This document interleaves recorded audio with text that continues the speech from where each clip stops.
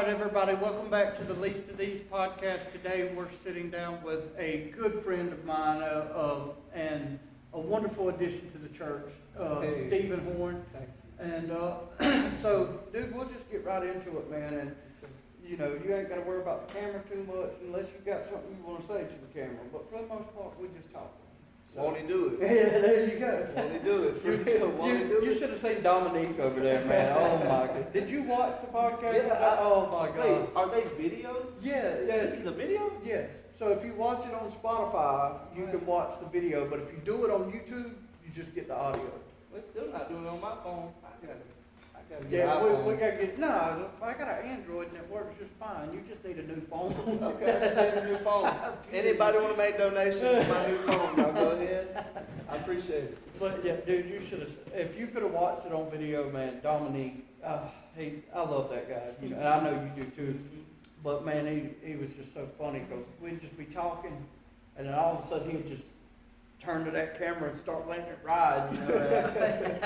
Yeah, he does. I love Dominique, man. I said, you know, I told him one of the things I told him. I said, Dominique, I want you to go back and watch this podcast and listen to the things you're saying, and listen to the Holy Spirit speak through you, because that's where you're best at. You know, like he does a great job when he gets up and preaches, and I was talking to him about you know, I think he still does a good job, even following that notepad. Like he writes his notes out, and man, he follows it to the T, and it's good stuff. He does a great job. But when he sets that notebook down, And goes off in the spirit. and just lets the Spirit move through him, man. At his best. He's at his best At when his he does best. that. And that's why I told him, like, dude, watch this podcast back and watch what you do, bro. Like a lot of times he feels that he has that aggression when he speaks. Yeah, he does. But it is needed. Yeah. And like me and him were talking about, there's so many people that need that aggression, something to shake the walls of hell that may be binding them. Yeah. Like they need that aggression that he can give to say, hey, you go into hell. I'm trying to help you. Listen, Jesus already loved you. Yeah. Come on. Yeah. I mean, that's he is strong for that. He's definitely one of God's soldiers. Yeah. Oh, yeah. No Man, doubt about it. and that's what I was telling him. I was like, bro, I'm telling you, he's getting there. Like, he's getting to the point where one day, because, you know, I still write notes. Like, I still take notes every time before I preach. And a lot of times I tote my notebook up there with me, but I almost never look at it. Because when I feel like if I'm reading off of that paper, that I'm trying to be in control. Whereas if I set my notebooks, I've studied the material. I've learned the lessons. I've let God speak to me on the subject. And then, so I just push that notebook to the side. But it's like a security blanket. You know what I mean? Like, you don't actually need it, but you want it. It's comforting. It feels good. You know you've got it to fall back on. And I feel like one of these days, it ain't going to be long and he's going to set his security blanket down, you know. Because once you get into it, it seems like you don't even need it, especially when you come flying off of this right here, you know. Like seriously, man, it out. And that's what I was telling him on the podcast. I'm like, Dominique, you've got the same gift, bro. Like, and God has never, even when I feel like I'm not doing good, like when I don't feel like I'm doing a good job, He has never left me standing there with nothing to say, flopping around like a fish, and no word to speak. Like he's never just, and he won't do it to him either. And I honestly say, some of the men that I know in this church, like Dominic, Justin, you, honestly, when I think of, like, I can visually see, you know, the gates of heaven, and there's the guards outside, and that is literally y'all, like, just, you know, how you come with that authority, how all of us, like, we come with that authority that Satan does not have the power that he wants to have, not over God. No. And then you would slap him down right in his face. Like, I mean, coming with that authority, I can see us standing outside. I'm glad you painted that picture there, because, you know, there's a lot of good, strong men of God out there. And, you know, I feel like one of the things that's happened to a lot of our churches these days is we have people that they do that. They stand at the gate. But what you're really supposed to be doing when you're standing at the gate is ushering the lost in. And I've seen so many churches where people don't feel like they're welcome there, and that's because they got men standing at the gate trying to Wow, keep man. something. And that's so like I like the imagery, but I've yeah, had that experience. that's right. That will almost ruin you. Yes, That will church hurt is real. That will ruin you. Like I'm not gonna say his name, dude, but me and my brother was at the gym just day before yesterday. Good brother, strong brother in the faith. You know, he's a member of a different church. And I could just see the pain in his eyes. Like he was so strong and so loyal that he would not speak on it. He would not say what happened. He would not say who did what and who was wrong and who was right. None of that. But you could tell he was hurt. Like he just went through some hurt at his church. And like, bro, and I could see it left him confused. You know, like he's talking about, man, if I go, he's like, man, I'm probably going to leave that church, but if I leave and go somewhere else, I'm going to go somewhere far away. And I, like you could tell he was wounded. I mean, there ain't nothing worse, man. But we've got to get to a place of understanding that when you experience church hurt, it ain't God who done it, it's the people. We can't let man confuse us with what God can. That's right. Man will let you down, brother, every time. God never has. And he never will. And it's men who get to feeling and thinking like they know best. And they know what it's supposed to look like and what it's supposed to sound like. And any other thing, any other way is wrong. And bro, they are people that are dying and going to hell today because somebody turned them from God. And you know what? The scripture even speaks on that. You know, it says their blood is on your hands, dude. So far be it. Like, I pray if I'm standing at a gate somewhere that I'm ushering people in and not turning them away, man. Because that's what it's about. You know, Jesus said he come not to condemn the world but to save it. There's a time coming for the judgment. You know, there's a time coming for when people will be cast into outer darkness and all that. But as long as you are here on this earth and you're drawing breath, he's here. He's trying to save you. And that should be our mission too, you know, and not just the pastor or the preacher or the evangelist. That should be every Christian man and woman's job or intention. How can I win somebody to Christ? How can I turn somebody towards the one who saved me? Like, that's what it's about. That's what's so important about, you know, everybody always says that same thing about the Bible being sharp like a two-edged sword. But indeed it is. So we got to walk by that. Like, it's so sharp, it's sharper than a two-edged sword. It's literally the ticket, heaven or hell. Not just for us, but for others, man. Yeah. Just one wrong slip, and this person now feels like they can come up to you, so they got this hope. They're like, oh man, I'm gonna make it into heaven. Like, I talked with this guy the other day. He told me all about Jesus, that he saves, that he heals, that he forgives, man, and that I'm gonna make it into heaven. And then I talked with this guy at the store and told him about the good news, and he told me, well, this and that. Got to be careful.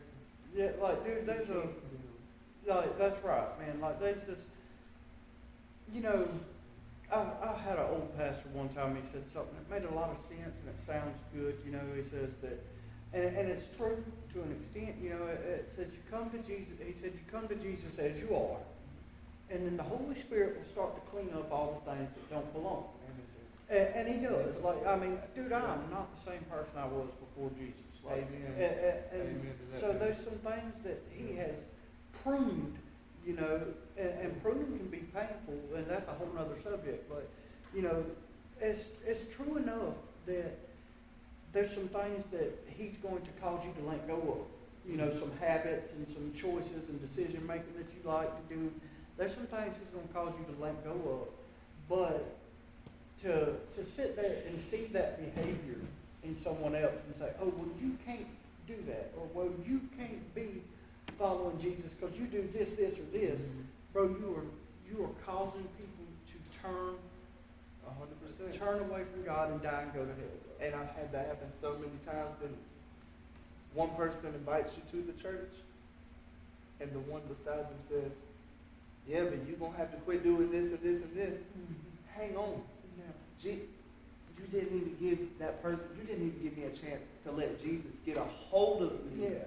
You know what I'm saying? Like, Yeah. I didn't even get to taste Yeah. the gospel before Yeah. I was already shunned away. Yeah. You know, and just the fact that he wanted us to come in the mess where we were in, like, when you accept him into your heart, it may not be right away, but like you already know, eventually that conviction hits. And slowly, bro, you're going to want to change all these different things from the music to, like we talked, you know, the music, the TV, even sometimes what you eat, you know, to each his own.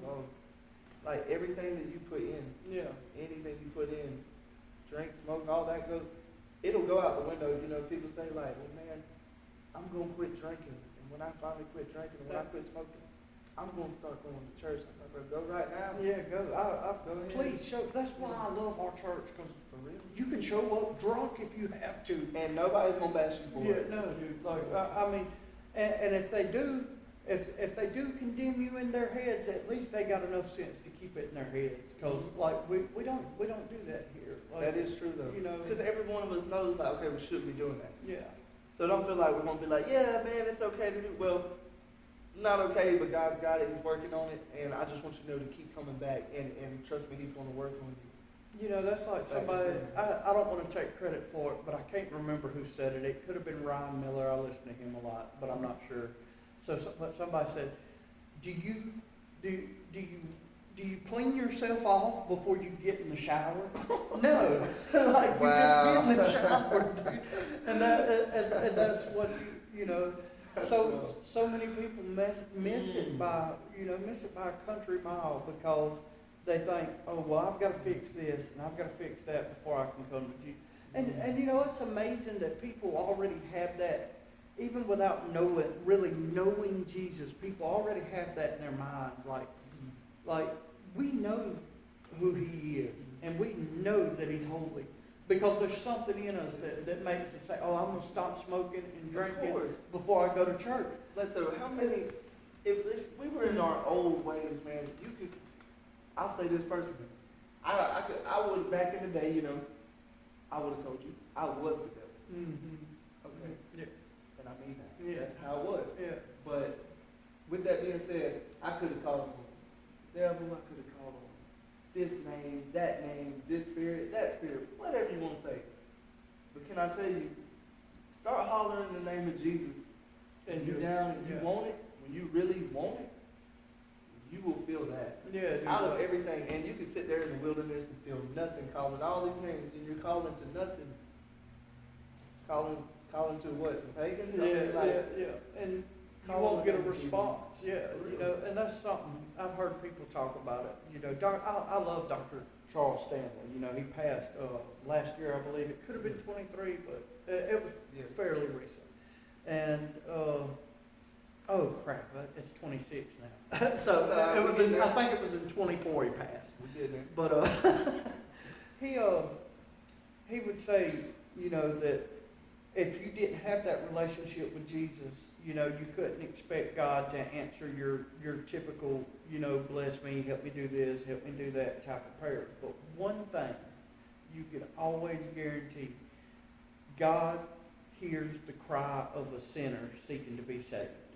And like, there ain't no other name in all the history books and all the theological books and all the religious references.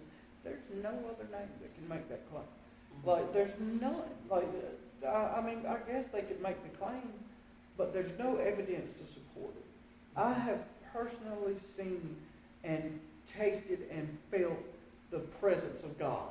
You know, when you call on Jesus Christ, man, and 100%. It's greater for anybody out there who is an addict. Mm-hmm. I will say this: as high as you've ever been, there, you know, those different highs. You understand they got these different feelings that come up out of it. But when I tell you, I've never understood what a real natural high was. Like when God, the Holy Spirit actually lifts you up, and God's grabbing you like this. Like that's something I feel like when we go to praise and worship and singing, or even if you're at the store, man, you praying for somebody, or just in your house, in your shower, wherever. What you're feeling is presence. And there's not a drug on earth that can compare. Yeah, and you know, that's coming from somebody who, it would be easier for me to list the drugs that I haven't done than the drugs that I have. Like, I've done a lot. And there's not a buzz on earth that can compare to just simply feeling his presence.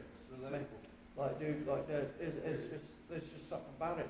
And I've never felt that kind of pull or attraction or draw from the names of Muhammad or Buddha or none of that. Like, none of that, dude. It's all, you know, it's all just dead air, you know, graven images of wood and stone, and there's no power in it. I've tried a few different things, you know, in the past. Shoot, I was born again, really, that's past life. Yeah. So we tried a few things in the past life, and none of it hit like that. I remember, wow, when was that first time? I remember when I first hit that Holy Spirit for the first time, and it hit me so hard. It was the second time that I had ever came to the old cross point. Yeah. I came in, I remember feeling that conviction that first time and knowing I was going to change. And I came in that second time giving God thanks. And I was like, I thank you in advance, because I remember he was preaching that day. The first time I ever heard preachers about thanking God in advance. And I'm like, thank him in advance for what he hasn't done yet? Like, what? You know, somebody who didn't understand this, I was like, oh, okay. But I remember I was just hollering around preaching like, God, thank you in advance. I know you're going to change this. I know you're going to change that. Huge rush hit me. It was just like Holy Spirit all over me. That was my first experience. Real. Yeah. Is that the day you got saved, or? Yeah, I have no idea how the conversation started where it did and landed where it did. Like, I was expecting to just get you to share your testimony, man. But I like the way this is playing out. So yeah, let's talk Let about God that. be God. Yeah, man. I'll tell you this. I don't even remember, dude. That's how good it's been. I can't even write down and remember what's happened. Like, God moves before my own eyes. Like, he moves before my eyes, it's like a flash, man. All this happened. You know, I don't even know how to explain it. Like, I get it. Like, you can't point back to the day that you got saved. And that's okay. I know a lot of people. I remember being in that water. Yeah. I remember when I got baptized, even though that's an outward expression, let me tell you what it does inside. Bro. Yeah. You've been there, like, what it does inside is something so serious. I will never forget that feeling of, it felt like gravity was pulling on the back of my head whenever they were pulling me up, and like a warmth of, like, it's over. Yeah. So it was like exactly being reborn. Like, you know, a baby coming right out, and that was it. You know, Justin always talks about, you know, you go in the water as one person and you come out a new person. And I like that. But, you know, it's deeper than that, really. There's this, you know, baptism comes from the Greek word baptismo, and it means immersion or to immerse. And so what's going on is it's symbolically what you're doing, the act. You go down in that water and you immerse yourself in the water. That's what it means. And it's a symbol. It's symbolizing you immersing yourself in the Spirit. You know, and so you're choosing through that, at that point, that I want to be wrapped up, enveloped, and immersed in the Spirit. Like that's what you're.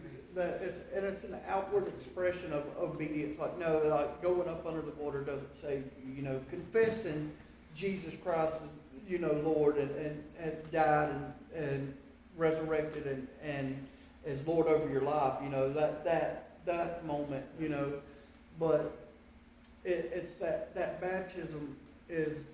There's just something that happens when you come up out of that water. You really do. You immerse yourself into the Spirit. Just like with anything, it takes a true belief.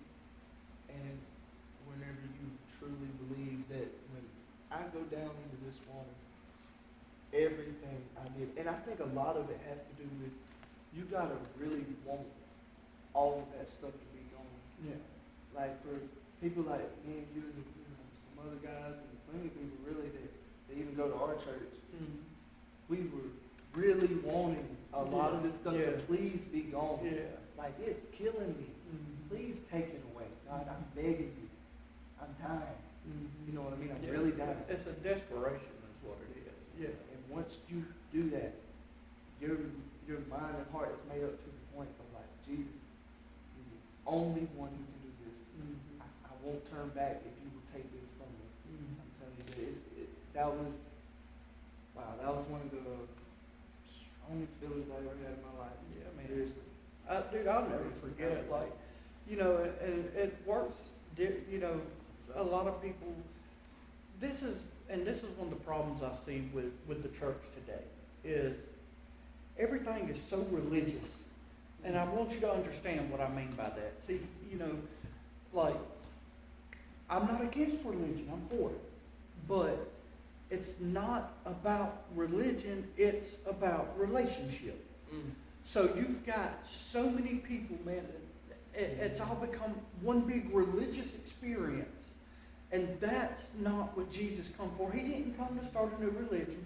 He didn't come to create a new religious service system. He come to have one-on-one direct relationship with you. That's what he come for. And so many people, like I've seen it, like churches have this thing. I've seen churches where, like, when somebody wants to get saved, they stand up, they come to the front, and they pray a specific prayer. Mm-hmm. Like the preacher says, pray after me, and it's da-da-da-da-da, da-da-da-da. I've never felt that. I just want to be real. It's okay if somebody else did. I never felt that. Yeah. And the fact that everybody is, and yes, you should run to your pastor. Yeah. Don't get me wrong. Sure. You should run to him. But I feel like in a lot of churches, people run so much more to their pastor than they do to God. Yeah. And that's what I'm talking about. Like, it's become really religious, and that's like, when I got saved, I didn't pray that specific prayer. I'll never forget it, dude. I went to an altar. I was at the CFC, and it was either September 16th or September 18th, one of the two, 2018. And some people can remember the day like that, some people can't. But I'll never forget it. I went to that altar, and I just cried. Like, I was so hurt and so wounded. I couldn't talk. The only two words I could say was "save me," and the rest was just tears and blubbering on the altar. And I've never been the same since then. And that's okay. That's what I'm talking about. You know, like, that's the religious aspect of it. Like, you know, Paul writes to work out your own salvation with fear and trembling. You know, and that means, and what I take from that is, like, it might look different for you than it did for me. It's not this one size fits all and this universal prayer that just covers everything. It is about a one-on-one relationship with him, man. And it's one thing to know who he is, and it's another thing to know him. Mm-hmm. And it's about, do you know him or not?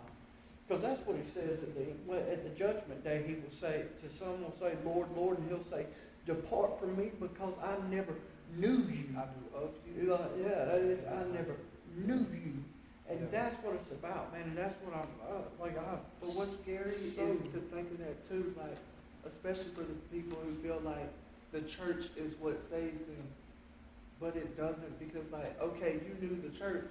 Like, imagine God saying that, like, you knew the church, but you did not know me.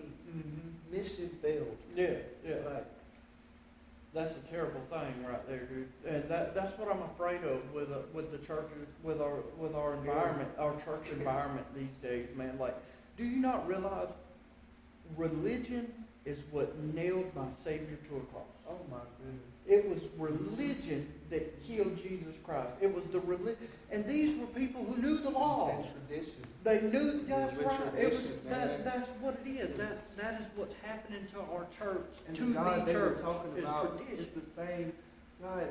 He comes from. That's Yeah. what, and I'm like, And oh they my goodness. missed it because it didn't look like they thought it was supposed to look. And that's what I'm so sick of, is we think it's got to look this way. You've People got to say say they don't this understand prayer. me when I say that they put limits on God. Yeah. Oh, Oh, yeah. They were like, what? How? Like, that doesn't even make sense. The message just makes sense. I say that maybe Pharisees back then, they put limits on God because they're saying He cannot be of Jesus. I mean, he cannot be of God. He cannot be this. He cannot be that. They're saying everything that can't happen because of Torah. Yeah. Are you saying that God, an all-knowing God, you just said he's all-knowing. You said he's all-powerful. Are you saying that he can't make up his own mind and change some things that need to be changed and do what he feels that needs to be done? And the truth is, he didn't actually change nothing. Jesus didn't actually come to change the law. He fulfilled the law. And that's what they did. They just missed it because he used these titles like Son of Man and things like this.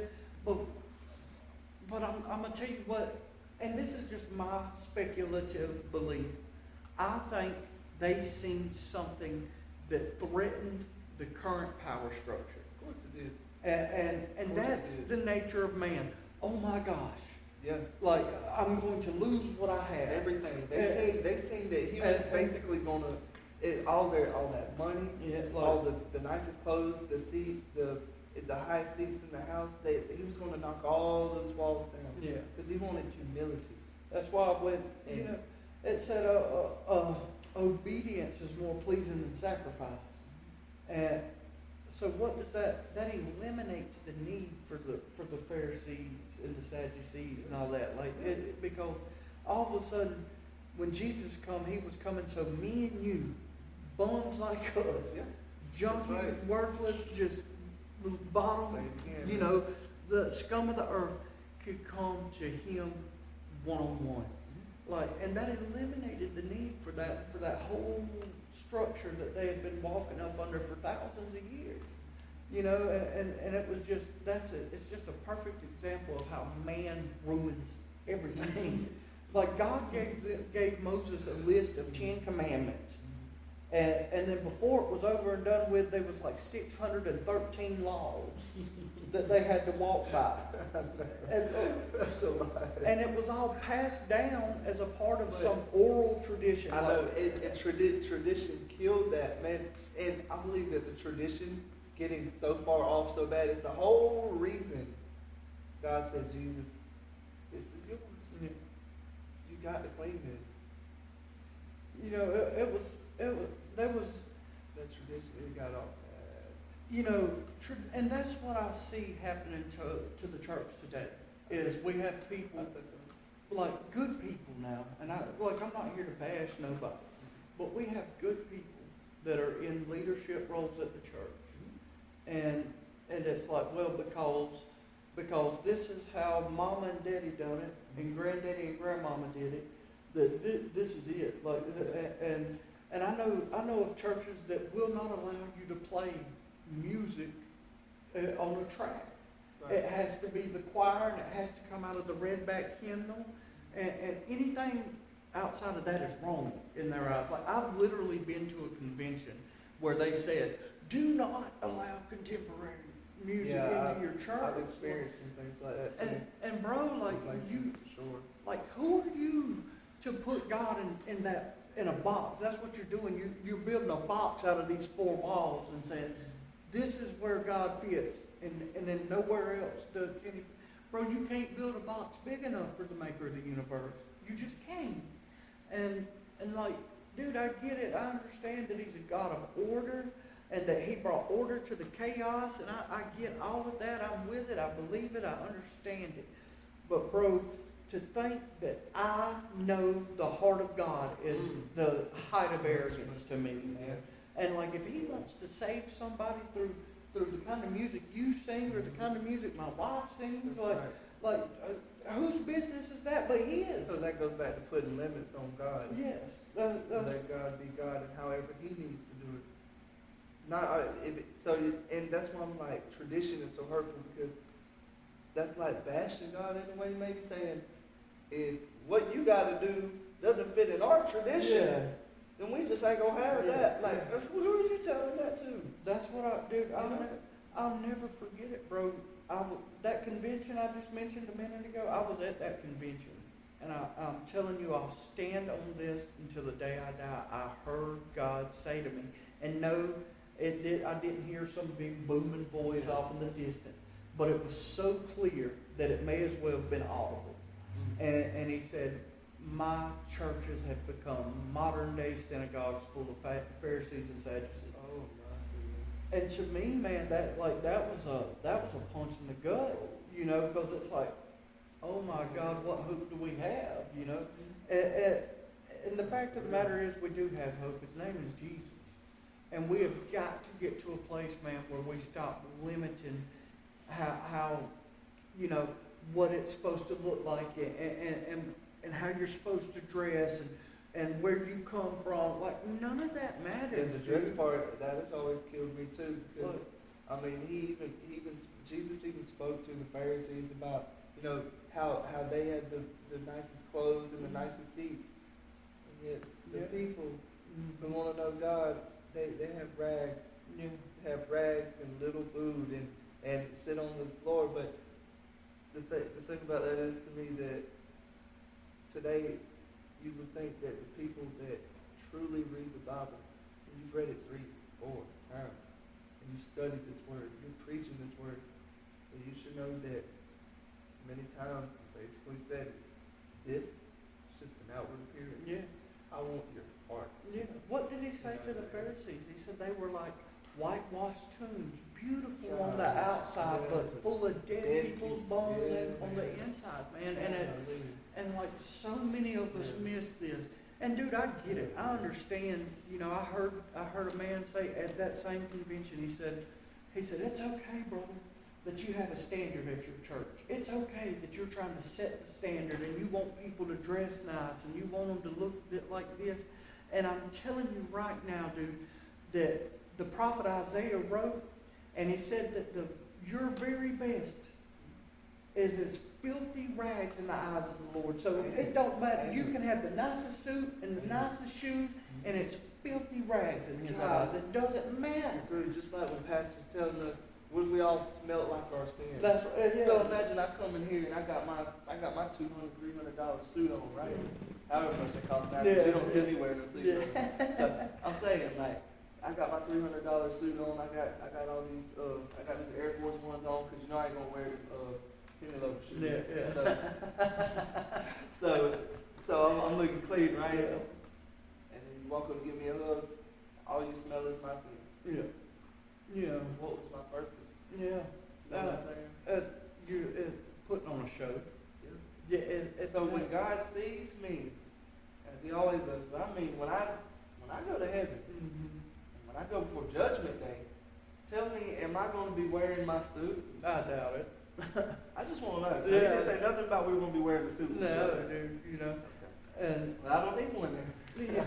And like, I just don't understand how people do this, man. Like how people think it's acceptable to dictate to someone else.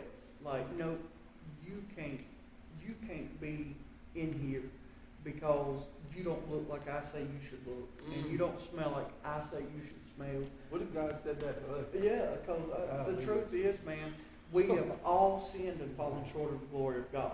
And He says none of you are righteous, no, not even one. So if I expect to stand before God justified and holy based on my own righteousness, I'm doomed, because I don't have it.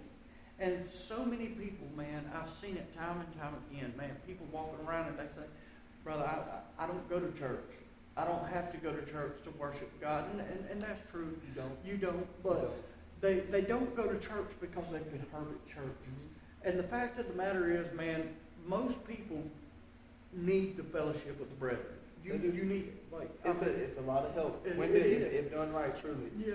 Like, because you got people uplifting you, it's really a lot of help. You can worship God and communicate with God just through your own personal Bible reading and prayer and all that. And all that's true, but you were never meant to walk this road alone, because it's hard. It's hard. Jesus said, pick up your cross and carry it daily. You know, we spoke on earlier about how heavy that cross was. Yeah. Jesus was the Son of God, much stronger than me, much stronger than you. We need some help carrying that cross. Yeah, for sure. Right, man. We need help carrying that cross. Sometimes that's what our brothers and sisters are for, to help you carry that cross. So I have no idea how we wound loud up here, man, but I love it. Actually, there was a man that did help come up and help them carry Yeah, it for in a the short book, in amount the of time. book of John, yeah, Yeah. yeah, absolutely right, man. So, I guess, I do want you to share your testimony if you feel up to it today, man. I know, What's up?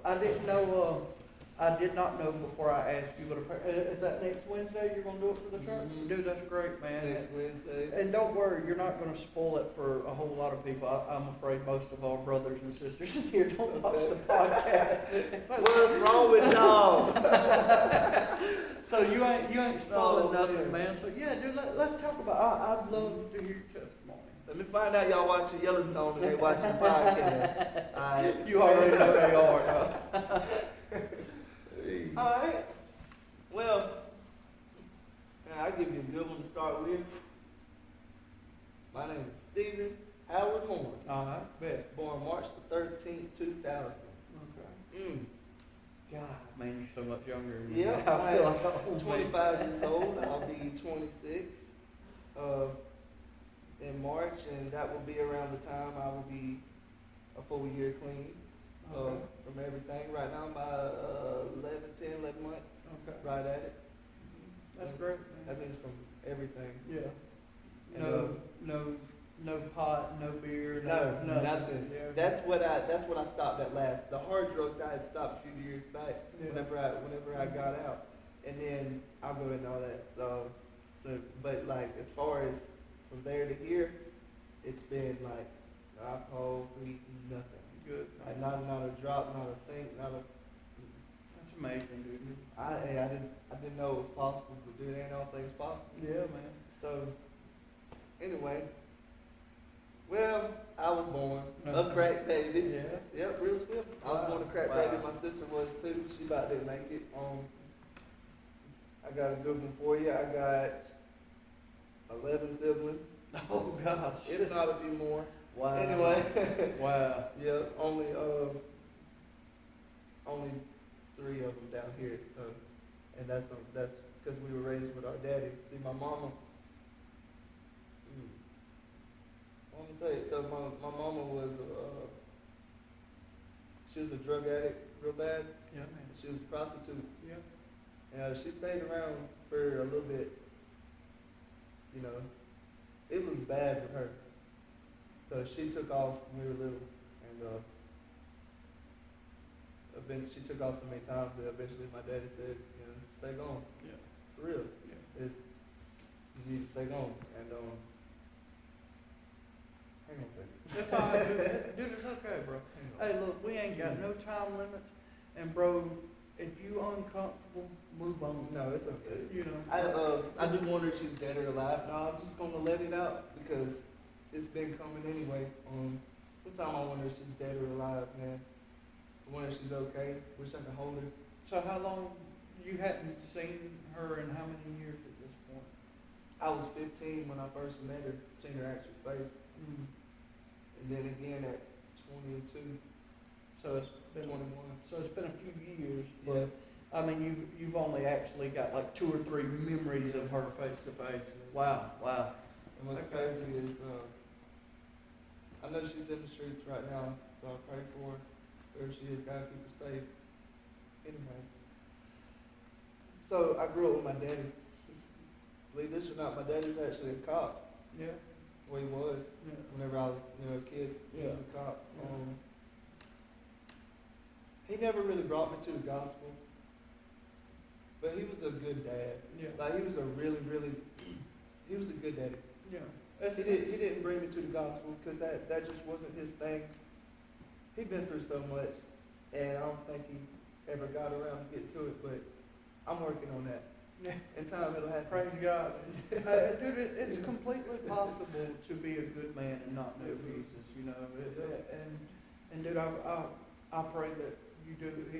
I believe he's going to seeing the change in you is going to shake something loose in you. It will. So you just It keep will. on keeping on, bro. And will. keep working on it, dog. You remember Pastor said his dad accepted Christ before he passed away? Yeah. I pray for mine. Yeah. Real. Yeah. I do. Yeah. I believe it. It's gonna happen. So, growing up, there was a lot of trauma, like just the already, man. Honestly, I feel like at the age of 4 years old, I was already fighting demons. You know,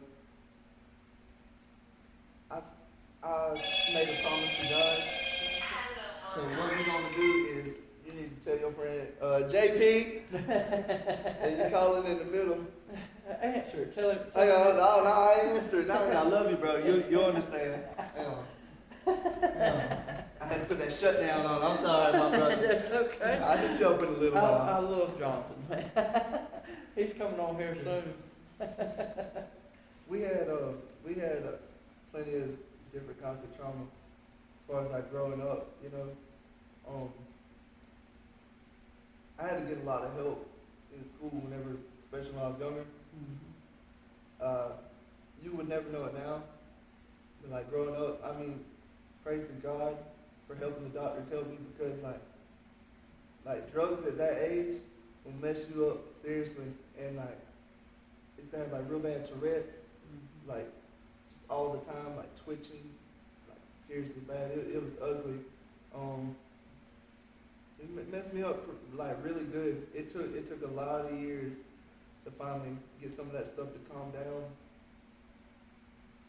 Growing up, I was so angry.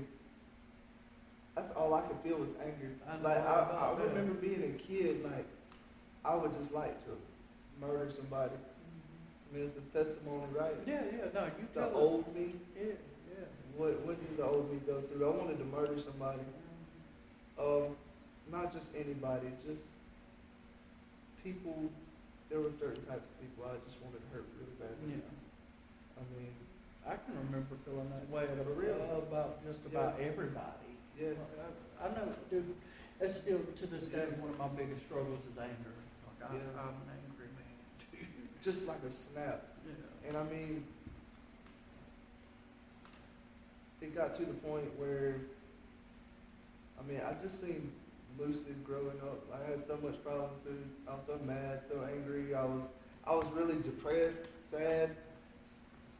Man, I was so schizophrenic and paranoid, it wasn't even funny.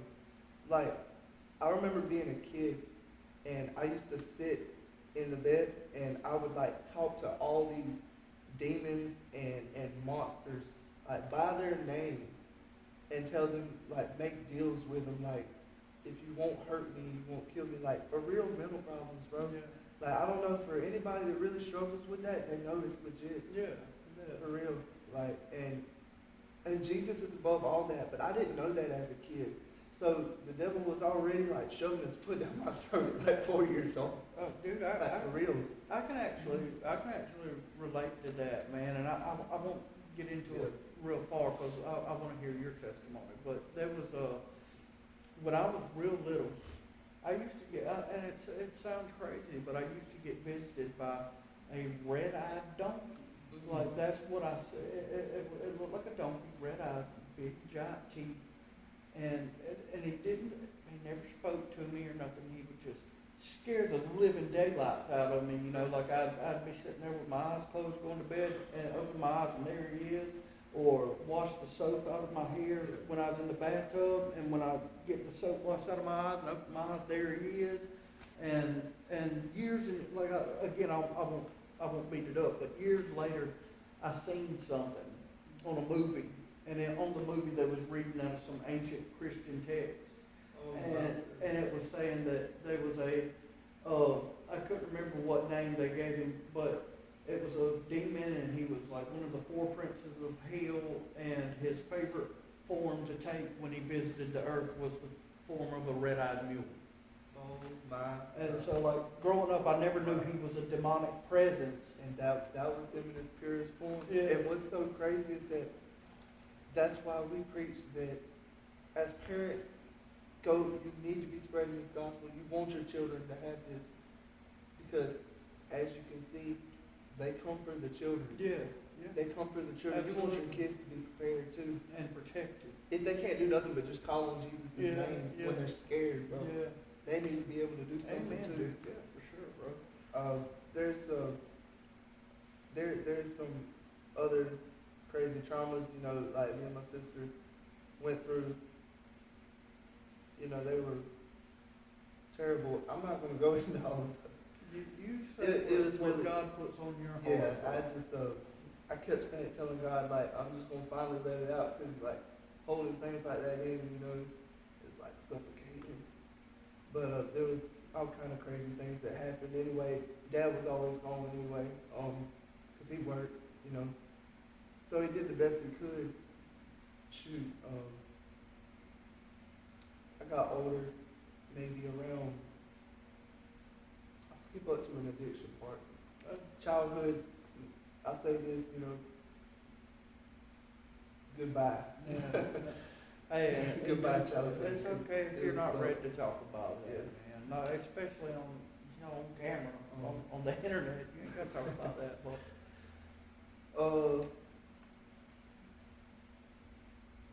So you can imagine at that I point. will say this, I'm sorry, I Go will for it. say this. Go for it. If God is nudging you to say something, then you just listen to Him, because there's somebody out there that's been through whatever it is that you've been through, whatever it may be. Then I'll say it. But Because something's telling me in a way to just say these words right here. To any child that ever sees this, to any parent, make sure you tell your children, if something don't seem right, say something. Because just say Yeah. something. yeah, I got older, and all I could ever think of was like being unwanted. Like the fact that, Mom, you're not even dead, but you don't want me. Like, I guess it'd have been different if you passed away and I knew you loved me, but you don't even want me. yeah. So that's ruined. And like my dad, he was good. He was a little on the hard side, but And not he is- always there. Yeah. Yeah. Yeah, just going a lot. Didn't really have, really the only things that he was able to teach me was how to shoot really good and a lot of martial arts. And but that was because, he wanted me to have something to do. So that's what I spent my time doing growing up. Till I got into music, I was like 12 years old. I started playing guitar, man. I wrote some corny songs, man. I started writing songs.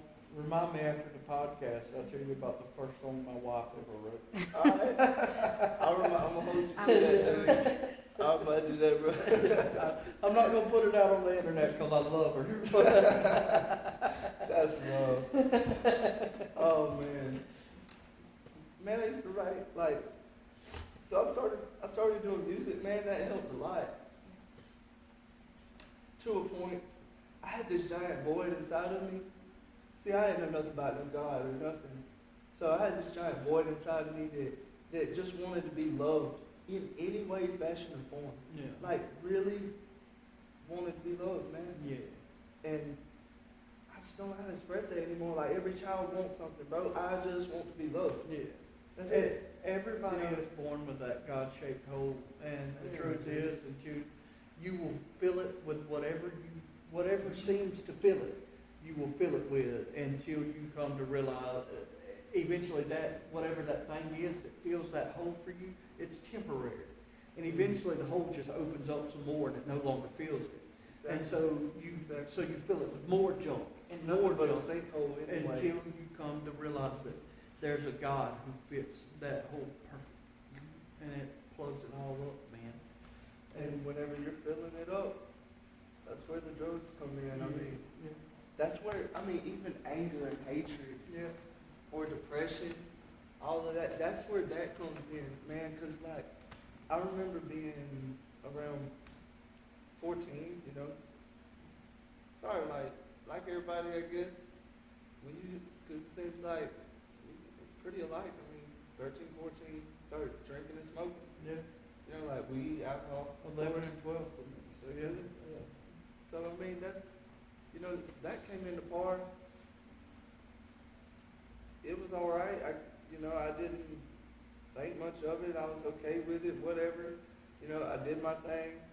My dad knew everything I did anyway. Yeah. He already knew everything I did. The worst is worse. He was going to scold me about it, and then going back to work. So, Yeah. I mean, Yeah. Small price to pay. yeah. Yeah. I mean, and I was going to run the streets anyway, especially in the neighborhood I grew up in, and then because the neighborhood wasn't all that good, and I was going to go where I wanted to go anyway. It didn't matter. It got to the point to where I would fight a lot. To be very honest, you know, like I did martial arts growing up, did competition for a while, you know, like fought some competition, and then I brought that to the streets, and I continued with it, but like on a more professional level, but I still brought it to the streets, and that's when I really turned up. Yeah. Like at 14 years old, you know, like it was just a lot of violence, like in any way, fashion, or form. There's I could something get it. really I loved it. empowering about knocking somebody out. It is. Like, yeah. Like however you do it Yeah, too, yeah. because there was so much. Oh man, dude, it was. I mean, it was pretty bad because it seemed like any excuse I could find to find somebody I could call a bad guy and just destroy them in Yeah. whatever way possible. Like even if I had to pick up a tire and like Yeah. bash his head in with it, like I really didn't care at all. Like at all, I could care less. Like oh well, boo-hoo. You know, like take a life and walk off. But no, I'm not. You know, like I said, thank God for change. I ain't that way now, bro. But the last thing I want to do is hurt somebody. But Yeah. I feel you. and I mean, I went down that path, man, and I actually had a relationship. I got into this one relationship. I ended up raising a kid that wasn't mine. And I wasn't going to say it, but it's part of the testimony. It junk messed me up so bad, thinking that I had found what I was looking for, and turns out it was not. Meant to be. Yeah. Wasn't my kid, didn't know that. That threw me off the hinges. And so by the age of 17, like, I'm addicted. Like, I'm addicted to any kind of pills you could give me to snort. Like, I would take anything. You know what I'm saying? Did dope at that age, honestly. That was the first. I was 17 when I Really? first done crystal meth. Except back then, it wasn't even crystal meth. Well, at It was first in I hydro thought I stuff. was innocent because I wasn't doing it right at that time, but I'm in a room no bigger than this right here in a little camper, in a little bedroom in a camper, and 4 people blowing down on it and everything else. I mean, you know. Yeah. So that's where it started, and then eventually I just became okay with everything. Like, so yes, if you could give me any kind of drugs from the time I'm 17, I ain't even got to go into detail on that. Any kind of drug you could give me, man, I was gonna do it, like no doubt. Addictions, dude. I had sex addictions too. Yeah. No daggone doubt. I mean, just real spill. Yeah, for sure. I had that too. I had an addiction with, what do you call it? Like.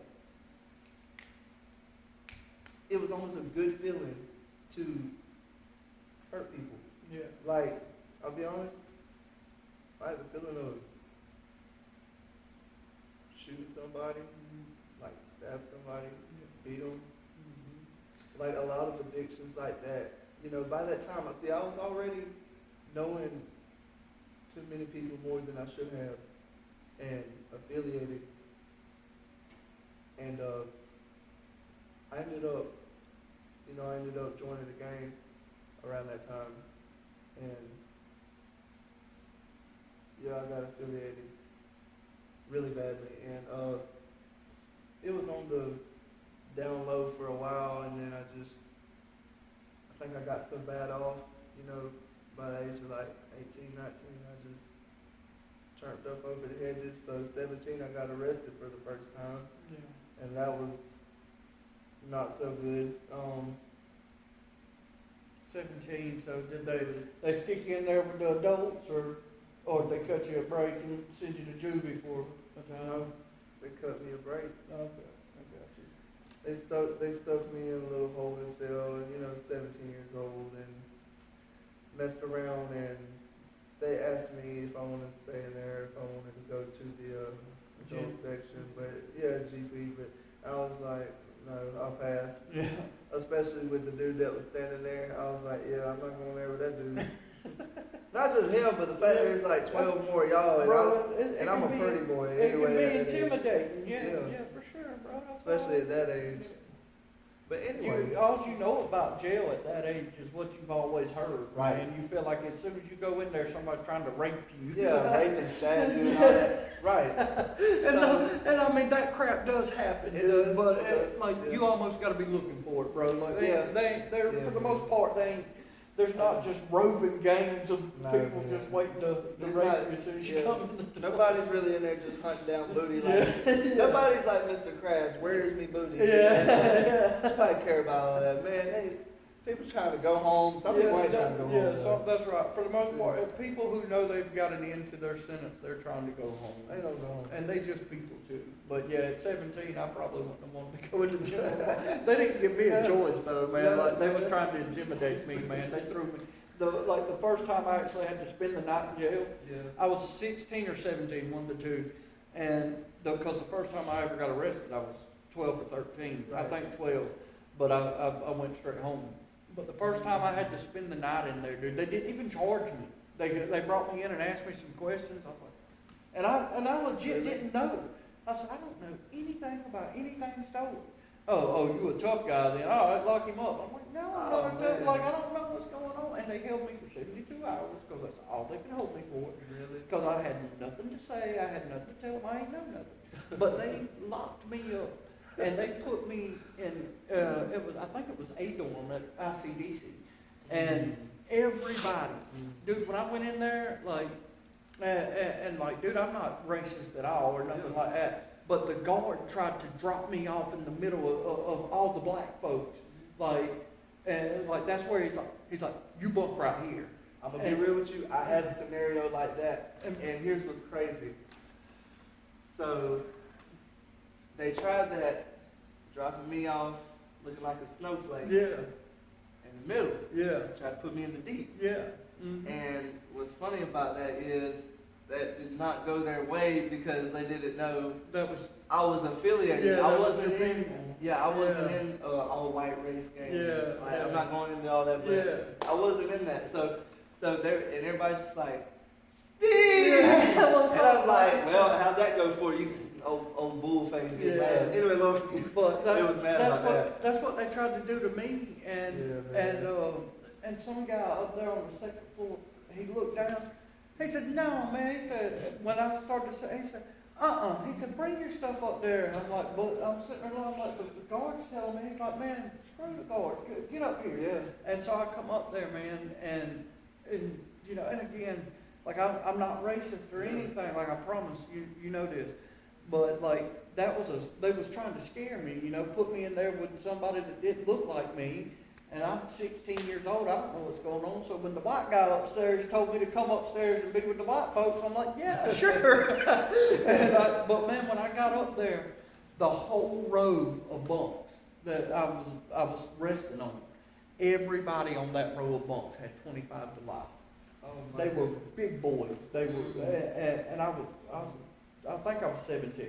I'm pretty sure. And I was a 17-year-old fat kid. Like, it was right before I tried meth for the first time.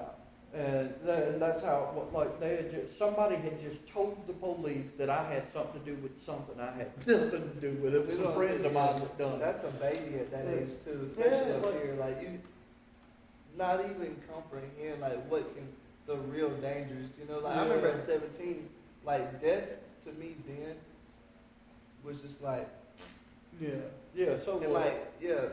Now it's a little bit more gruesome because you see the other side of like how that really plays out, like what goes on, man. Like, but back then there was like no care, no concern.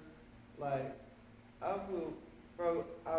robbed so many people, I kicked so many doors in, bro. I burglarized so many houses, like terrorized people, man. Like go in your house and you watching TV and I'll bash you in the face with a frying pan. Wow. And like, might stab your sister. Yeah. No, for real. Yeah. Like, and God forgive me. I don't have to keep saying that because I've been forgiven. I'm just, you know, it's the first time giving testimony. They want to know the truth. Yeah. That's how I was. Yeah. Did not care about none of that. And the fact that I would, whenever I left, I'm laughing about it. Yeah. It was funny. I got points with the devil. Yeah. I am the devil is what I would be saying then. Yeah. You know, like I told you earlier, Yeah. man. And yeah, I had an incident like that. Yeah. You know, it went on into, you know, in my 20s, like I said, I got arrested 2 other times. I got arrested 3 times actually. Yeah. And anyway, I got arrested 2 other times, and those were serious charges. Yeah. Anyway, thank God for change. Yeah. So, I'm gonna go back to 19. Like by the age of 19, I kept running. You know, my mom was so messed up.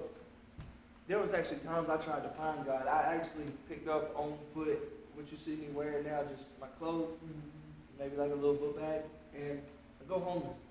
Boom, I'd leave. I would leave, bro. Like 6, 7 days, not eating, no water, no food. I covered probably about 12, 13 miles a day on foot. Yeah. Like I had been all the way to Alabama, Mobile. Wow. Mobile actually. I walked the same place that Martin Luther King went through. Yeah. Like on foot. Dead serious. Yeah. It's called I went through Mobile to Selma. Oh come on, what's that place? Oh man, it was anyway, all those. Satsuma. Yeah, it's a bunch of little towns off of there.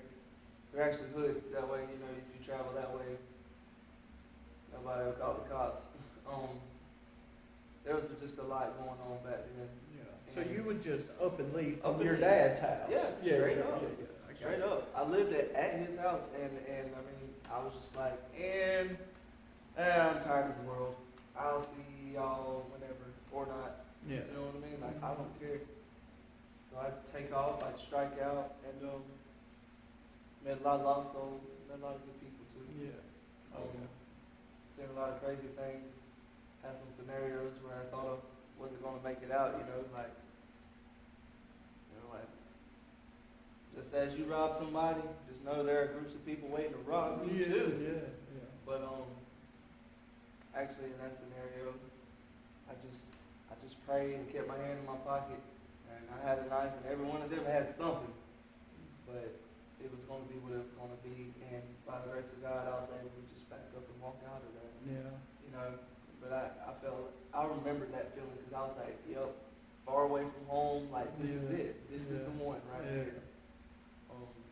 It's funny how you can look back sometimes and look back on areas of your life where God kept you through them and you didn't even know who He was, man. He's that good, dude. Like, that's amazing. I tried again. I came back home after. I went all the way up to Columbus. I forgot to tell you that. That was a crazy story too, man. Yeah. Met this dude roaming the streets, called himself Michael Myers. I said, boy, I gotta get from him. Golly, what you finna do to me today? I said, no, you can't follow me where I go. Oh, no.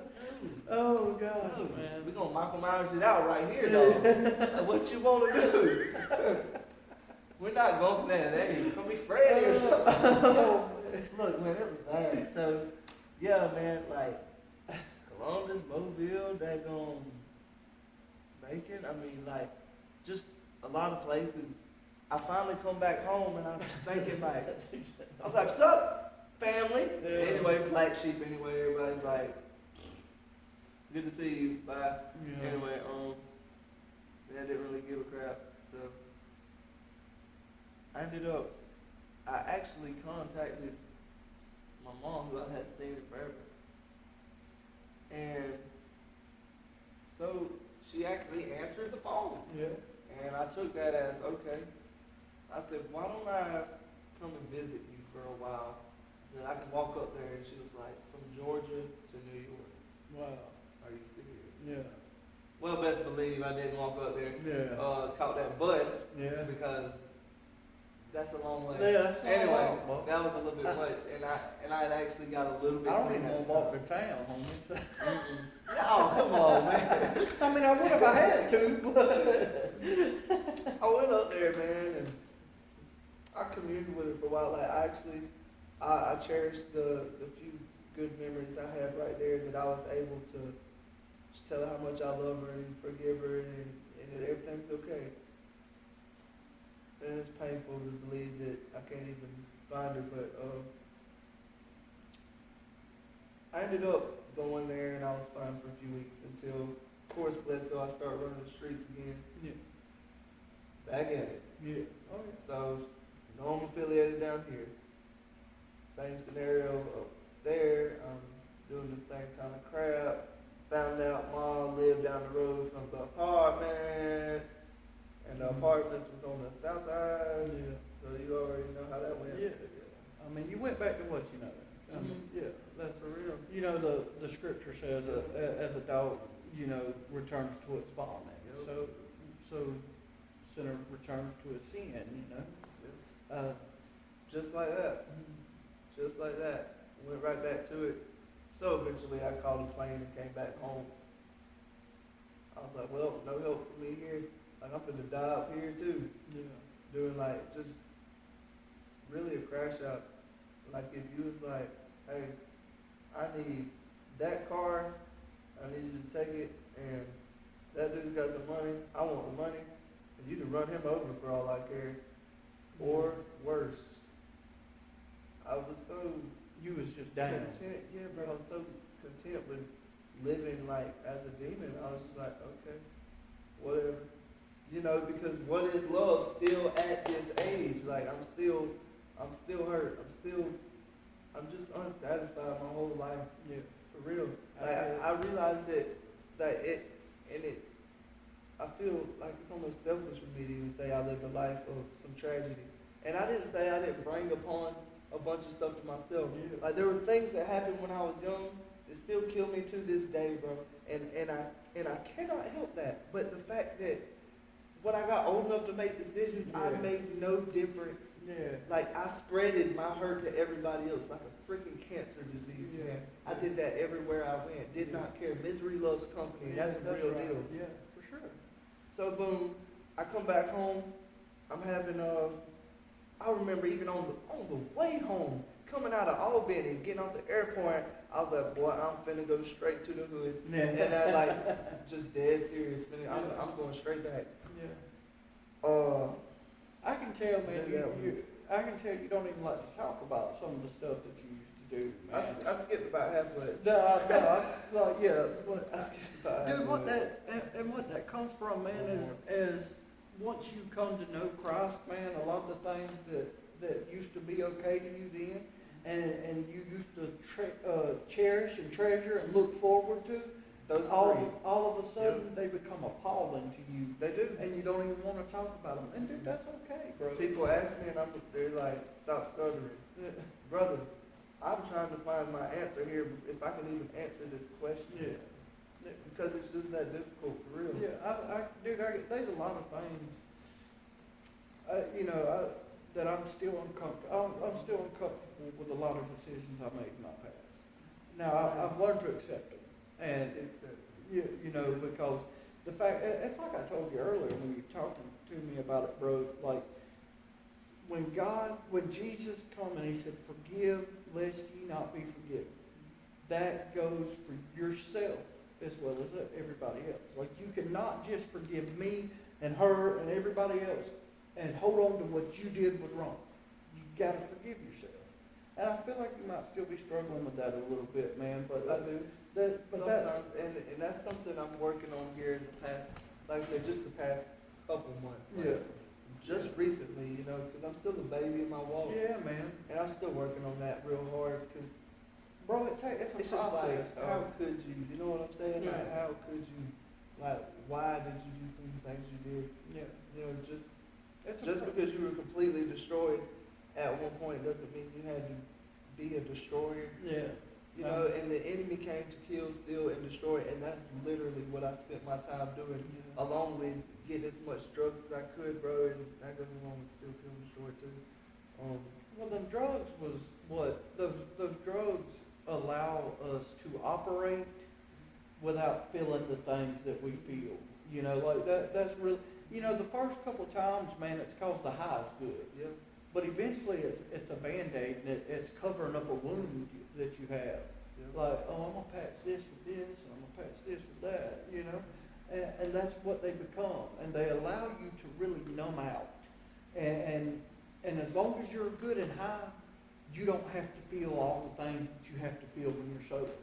All the hurt, all the pain, and all the shame and condemnation, dude. Like, that's what drugs are, man. They enable you to live a life you was never meant to live, bro. I've replayed that in my head multiple times recently, that I wasn't meant to live none of that, but I know it's for somebody out there. So we talk about that all the time. Yeah. By the time I came back home, it was to the point where, like,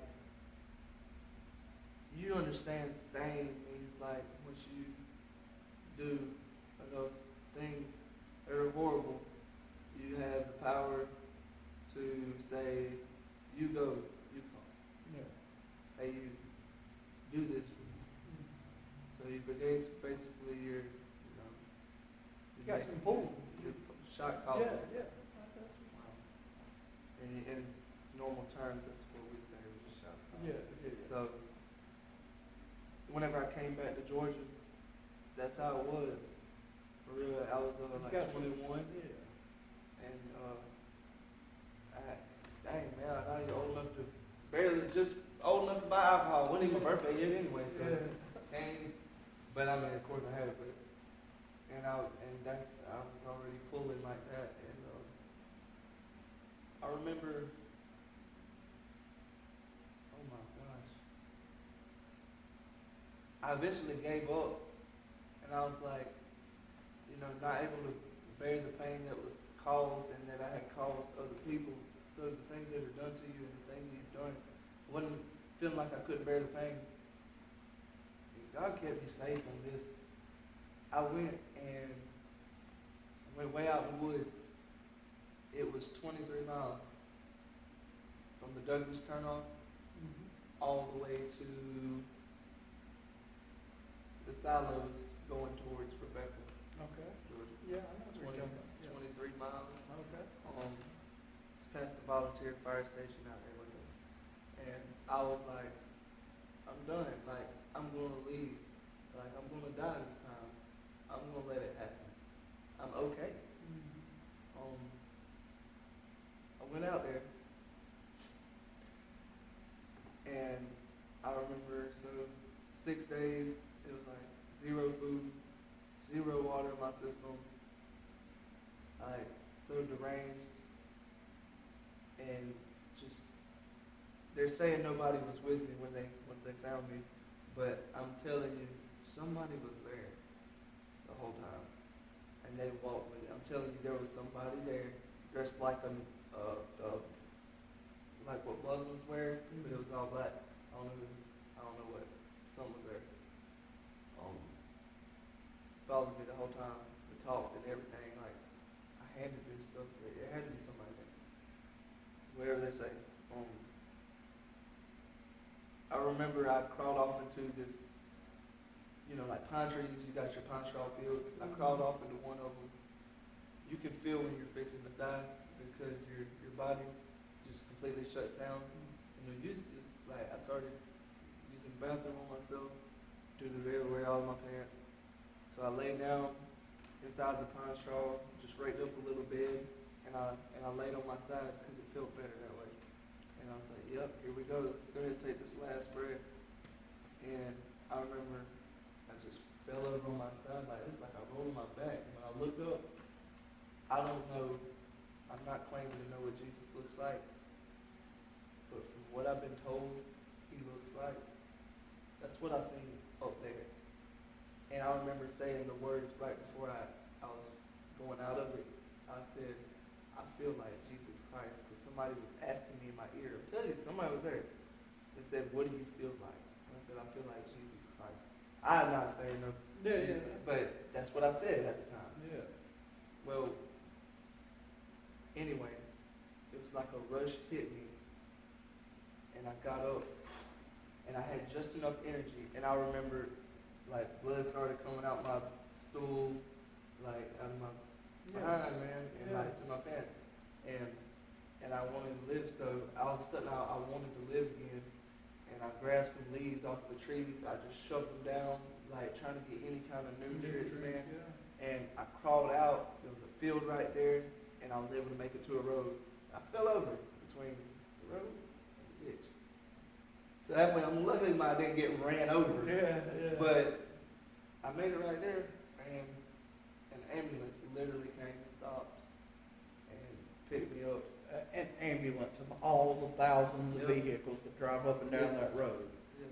An ambulance. And a sheriff's car. Wow. Yeah, perfect. Yeah, and So look, before we, I want you to hold your thought, and we're going to continue on with this. And I just want to say something that I just thought about, like, and this is just me speculation on my end, and just from some of the things I know.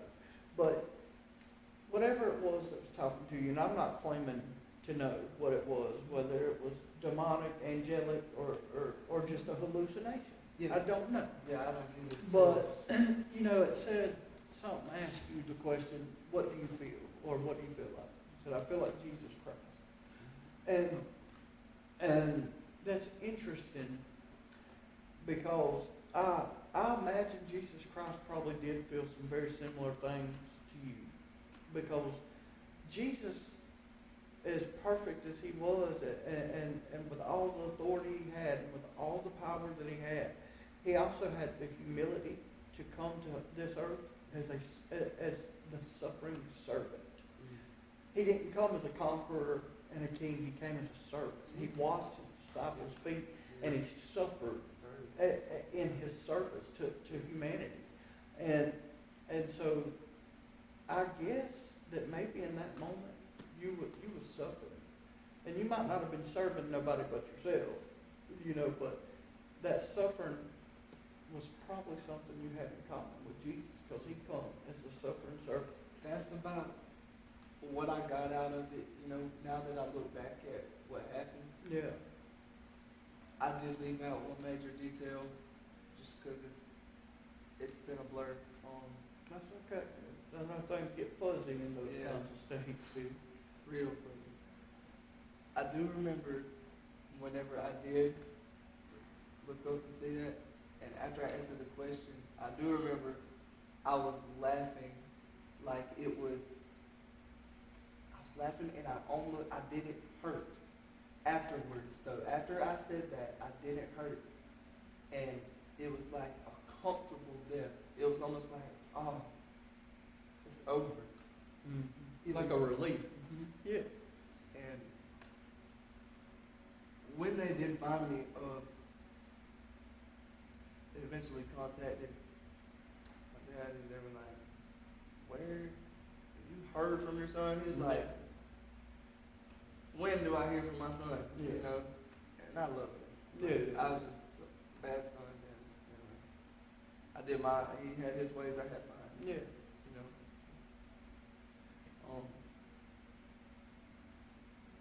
I remember hearing somebody screaming, giving this, giving that. What did he have in his system? You know, he's gonna go out. He's gonna go out, and That was the paramedics working on you. Right. Yeah. Okay. and they were just, and then eventually when they checked me, they were like, "There's nothing in his system but what he told the truth." And I had been out so long that apparently I had been out there so long. I cleaned my system out from drugs naturally. Yeah. Like, and I mean, they were just let yourself starve and thirst to death. You know, I mean, it doesn't take that long. Instead of a week. Dude, they were like, "What's in there? What's in there?" Like nothing, literally. And they checked and like they were like, "Leaves." He literally ate the trees, like at the last minute when he supposedly seen what he seen and said, "Hey, I want to live." Yeah. So leaves. That's what it. And man, after that experience, so just go back to it. Actually, everybody was asking, you know, is he gonna die? Is he gonna? They were like, and the man told everybody in there and told my family, they were like, had we have been an hour and a half later, almost 2 hours, like right around 2 hours There'd have later. been no saving you. No, it said he was 100% fixing to die. That's why his body, like, It was shutting quit. down. Yeah, it was already shut down. Yeah, organs were failing and going into district. Yeah, Because I could feel like the sleep was coming, like when I was there. So I was like, okay, good night. Like it's finna happen. And so it was that. And it's what you wanted. Yeah, I wanted it. I asked for it. Yeah. I asked for it multiple times. I was like, I'm ready, God. Yeah. I'm ready. I don't know you, God, but I'm ready. You're just tired of carrying it. Yeah. You know, and it's a perfect picture of, you know, of Matthew 11:28. You know, he said, "Come unto me, all you who are heavy laden, burdened and heavy laden, and I'll give you rest." And I was ready for some rest. yeah, I get it. That verse means a lot to me because that was my story too. Not to that extent or on that like in that exact way, but when I finally went to jail that last time in 2018, I was just tired, dog. Like that's the only word I was just tired. I was done selling dope. I was done robbing and shooting meth and all that. I was done. I was just tired, and I needed some rest. I was 27 years old, bro, and I remember the people I was locked up with. Guess it, you know that. How old are you? 27. They're like, dude, I thought you was like 42. I was just that tired, just that haggard and wore out. It was just. I was at the end of my rope, bro. That's it. It's like if it was time for you to go, then you probably would have been okay with it. Yeah. At that point, Yeah, like, absolutely, dude. That's what it takes to get away from it. Yeah, dude. Jesus Christ, man. Yeah. So I got out of that. Instead of taking that as a sign of thank you, God. Instead of taking it like that, I went back to everything I knew. Yeah. Like for real. Return to your mama. Yeah. So you know there's gang wars and stuff going on, right? Oh yeah. Like people really doing that. Yeah. We've heard a lot about it through some members of our church. You know, there's some people that are struggling with that. So there's a lot going on. So anyway, that was at 21, but so then 22, I got arrested 2 more times, back to back. And this is how you know Justin, obviously, right? No, Oh, okay. I knew Justin when I was a kid. Wow. Oh my About God. that high. Wow. When I was a little kid, about, like he said one time, knee high to grasshoppers. I knew Justin as a kid. Yeah. Yeah. The whole life he knew me. No. I mean, Good dude, man.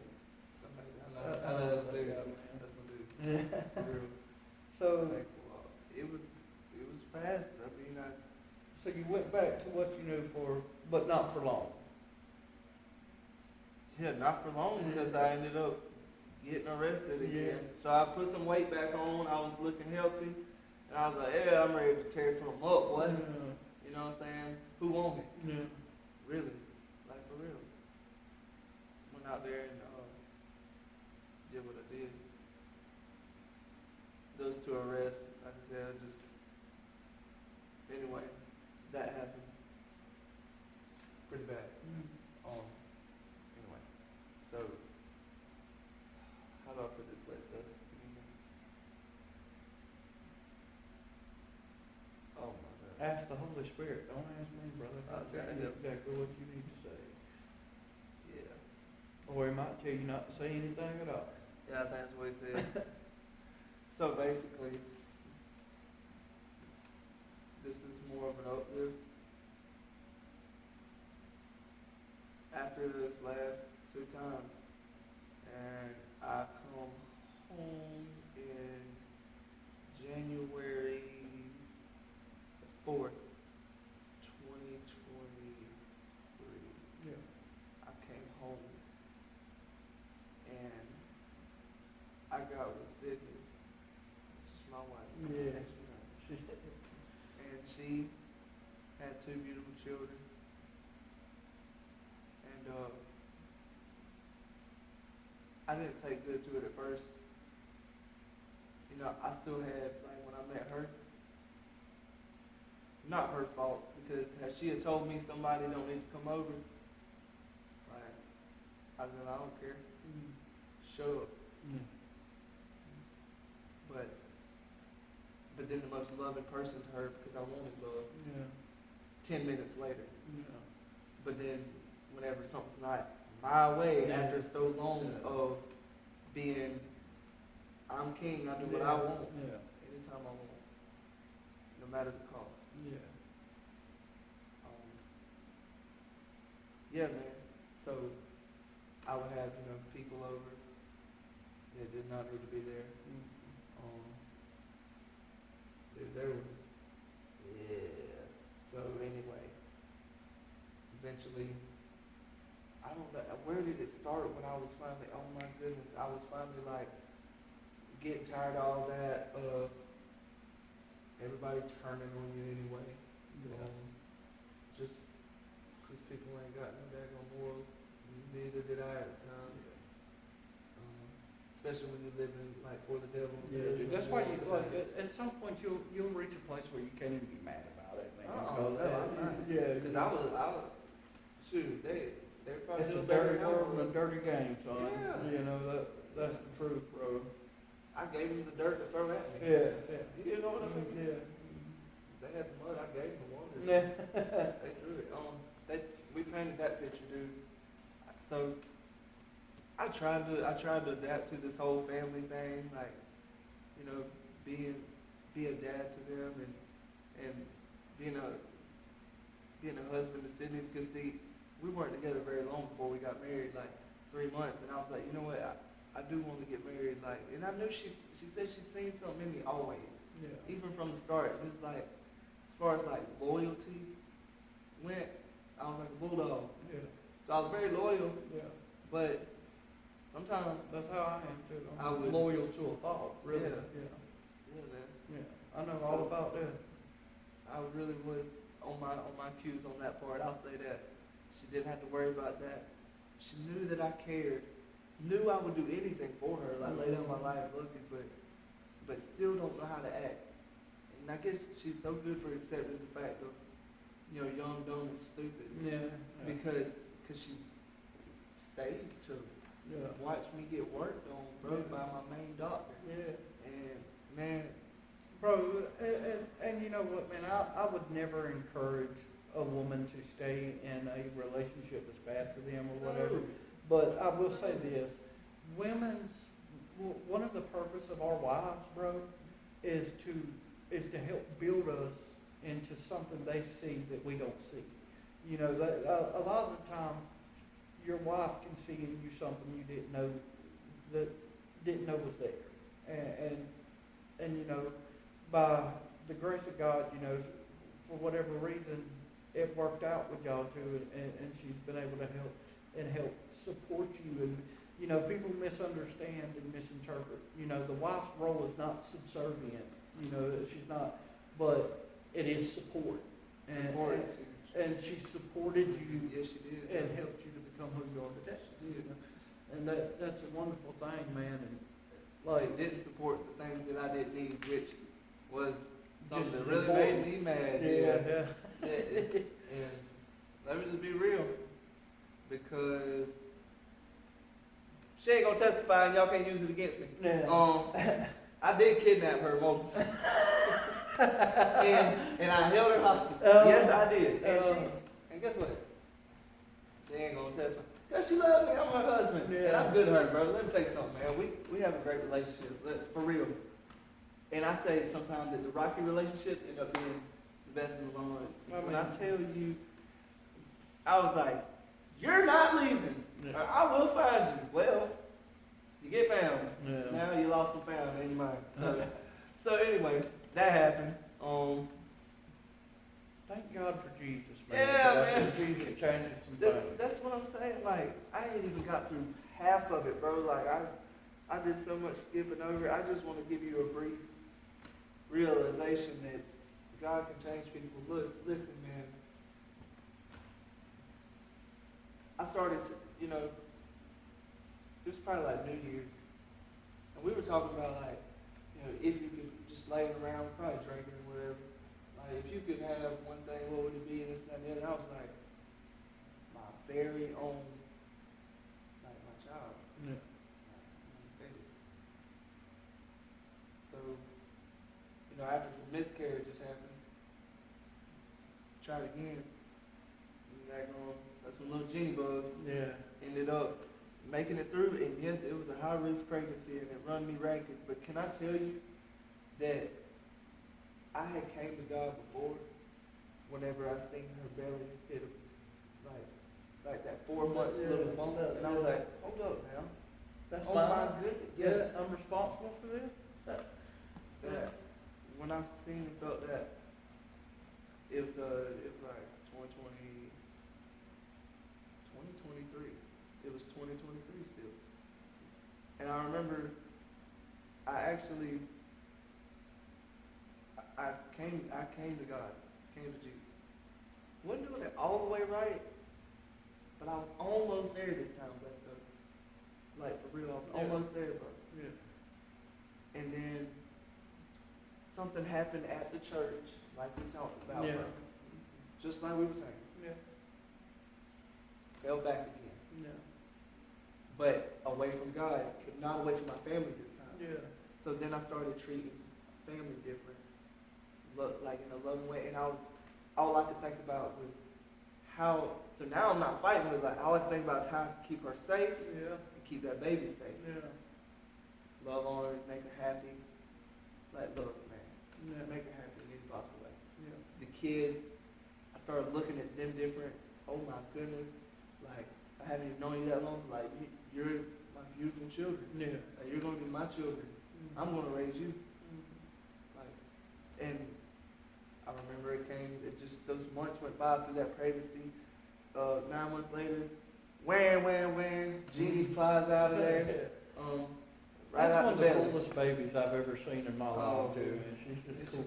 She'll tell you, she said, amen, amen. Another thing she likes to do is go, daddy. I said, oh God, daddy. Dang. So we ended up working that out, and I kept telling her, I was like, I'm done doing music too. And she's like, dang. And I was like, but if I ever do, I might do gospel one day. Ha ha ha ha ha. Yeah. And drinking and all that, Yeah. turned up. But what's funny is, 2024 rolled around, Yeah. and February hit. I'm still, doing my little stuff, but okay, so 2024 hit, February was right there. I remember Jenny was maybe like 9 months old, and I texted Justin, I think, and I was like, hey man, like, I have a biblical question. So I asked him, what does the Bible say about drinking? Because it's the only thing I have left. Yeah. And I don't know how I feel about giving it up. Like, do I have to? Should I do it less? Can I just get here and there? Well, anyway, he gave me a good answer. But it wasn't even the answer that hit me. It was whenever I went back and I cracked it open, and I did just like that. And I just remember the smell, just like yesterday. I cracked it open. I was like, fixing to hit one. Okay, He said, if you feel convicted of it. I had to look up what convicted means. Yeah. See, I didn't have a conscience. Yeah. Boom. And I'm just holding it, and I'm like, okay. Never mind. Boom. I remember that. I put that thing down. Ever since then, it was a no-go. I texted him. I said, hey, man, can I hear the gospel? Like, do you still preach? Where at? Okay, I'm coming. Yeah. And I came, and ever since then, Wide open. wide open, dude. So this past entire year, it's been the best year of my marriage, and a hard walk through my faith. And it's been hard. Yeah. I mean, dang hard, dude.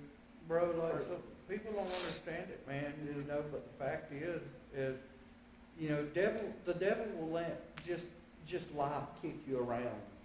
And he won't interfere because you already belong to him before you come to know God. But once you take that step and say, I accept Jesus as King of Kings, Lord of Lords, and I want him to be Lord of my life. When you make that step, all of a sudden you just painted a big target on your back. And for all the years before, the enemy might not have ever messed you around. He may have even kind of blessed you at times. And all of a sudden, now he's out to get you. And things get hard, man. People expect that, you know, you come to Jesus and that's supposed to be the end of all your problems. Boy, But he doesn't promise you an end to all your problems. Like He you doesn't said earlier, that cross that you're supposed to pick up and carry is daily, man. And he says, you know, he doesn't promise you to bring an end to all your issues, but he promises to walk with you through them. Yeah. And that's how you made it through this past year, being under constant attack. I've seen some of your struggles, and I know, like, dude, one of the things you suffer with the most here lately is he's always trying to take your voice. Mm-hmm. And so let's talk a little bit about that, man. So you mentioned earlier that you started playing guitar at 12, but I mean, undoubtedly, all the time that you spent growing up playing guitar, you wasn't playing to the glory of God. You was just playing music. Yeah. But you developed a skill.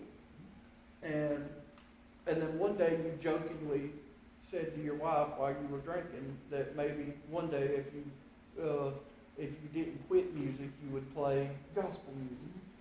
And so now you are up there on that stage every Sunday and almost every Wednesday performing a song for us, man. And you write your own songs and put music to them. Yeah.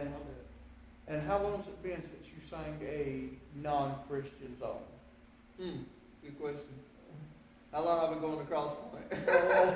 For real, because whenever I started coming, I told her, I was like, I already tried this before, remember, babe? She was like, and exactly why you're going to go first. Yeah. By yourself. Yeah. Because I don't want to get back into it and then you back out again. Yeah. I already made up my mind. I quit all the, because I was already up here about, like, what you put in is what you put out and all that. Yeah. I knew that much. Yeah. That just comes from the streets, but like, so I was like, okay, whatever. Boom, I stopped with the music. I was like, okay, I'm just not going to listen to any music because I didn't even care for gospel music at that time. Yeah. So I quit all music in general. I was just like, just not right now. Yeah. Not right now. Boom. So alcohol, this, that, whatever. It all went out the door at the same time. Everything. I was like, I'm stopping these just so I don't mess my mind up while I'm like impairing myself. Yeah. So I don't impair me while I'm trying to heal, while I'm trying to get to where Jesus can work. Like, do this thing on me. Yeah. So, actually, I'll share this with you. It's very neat. Another thing is, growing up, one of the people that raised me was my Uncle Jimmy. And God rest his beautiful soul. Let me tell you, that was a great guy. That was my bestest friend growing up. Yeah. Because, you know, I lived at his house probably 3-4 days a week. Yeah. If not more in the summertime. So, we were so close. He treated me like we was just two peas in the pot, best friends. Did everything together. And then I remember when I went away second time when I went away,